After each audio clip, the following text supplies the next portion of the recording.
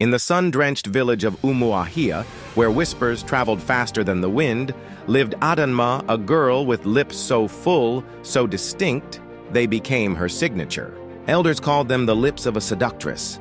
Children giggled behind cupped palms. Suitors came and fled, afraid their mothers wouldn't approve. She walks with pride, they'd sneer, yet her lips arrive before she does. At age 17, Adanma began to retreat, tucking her laughter behind clenched teeth, speaking only when spoken to. Her father, once proud, now sighed at her presence. The stares in the market were relentless. No one noticed when she stopped smiling. Then came the king's decree. A speech contest for young women. The winner would become the royal messenger and advisor. A woman who speaks well must walk with kings, he declared. Adanma's heart stirred. She had words. Her mother, before her death, had called her a keeper of truth. Her best friend Chika gasped. You can't possibly, Adanma, they'll mock you. And mock they did. Laughter followed her for days. One evening, hidden behind her father's hut, Adanma overheard two girls. Imagine her standing before the king. He'll need a whole drum just to echo her lips. Their laughter pierced her, and for the first time in years, she cried. In the hush of night, as the moon cast its silver gaze upon her, Adanma wept not for her lips, but for the weight they carried.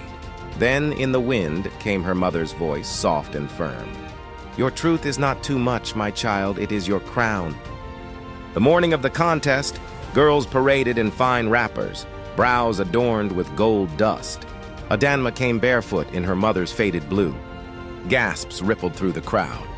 The king sat on a raised stool carved from Iroko wood, flanked by elders and scribes. One by one, the girls spoke poems, proverbs, praises. They sparkled. Then came Adanma. Whispers rose like smoke. She stepped forward, her full lips bare and unpainted. I am not here to please your eyes, she began, voice steady. I am here to speak what burns on the tongues of those too afraid. In this village, beauty is a cage, and truth is chained to fear. But my mother taught me that a woman's voice, no matter how clothed, can unchain kings. Gasps again. The silence that followed was thick. King Obizi's fingers tightened around the carved lion head of his staff. In Adanma's words, he heard echoes of his late mother's teachings, truths long buried beneath the crown's heavy silence. Suddenly, from the crowd, an old woman collapsed. Cries rang out until the king raised his hand. Bring her. As guards approached, the woman stood not frail but glowing. The gods still speak, she said, voice ringing with ageless power. And they have sent one with lips to deliver thunder and truth. The dying woman's skin shimmered like river light. Her back straightened, her eyes turned golden. A hush fell over the land, as if the trees themselves held their breath. She touched Adanma's lips. These lips, once cursed by men, now carry the words that shape a kingdom. Then she vanished, leaving nothing but the scent of rain and hibiscus. That day, Adanma was crowned royal voice. Some still whispered, but none dared laugh.